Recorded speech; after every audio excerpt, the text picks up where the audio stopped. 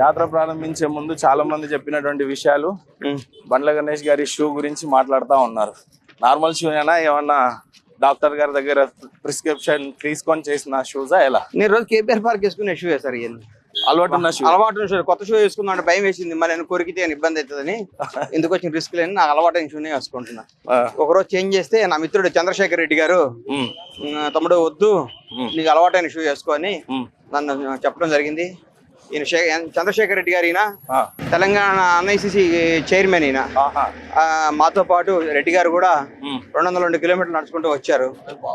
నాతో పాటు ఆయన కొండకు వస్తున్నారు. ఎంతమంది నడుస్తున్నారు సార్? నాతో పాటు మా తమ్ముడు సతీష్ గాని దాదాపు 100 మంది ఉన్నాం మా టీం అంతా.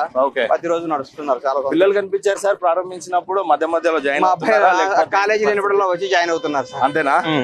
ఓకే. ఈ సంకల్ప యాత్ర సందర్భంగా ఫైనల్ గా మీరు చాలా దూరం నడవాల్సి ఉంది కాబట్టి, నేను ఎలాగో చేసాం ఇంటర్వ్యూ, ఈ రోజు ప్రత్యక్షంగా మీతో నడవాలి కాబట్టి నడవాల్సినటువంటి యాత్ర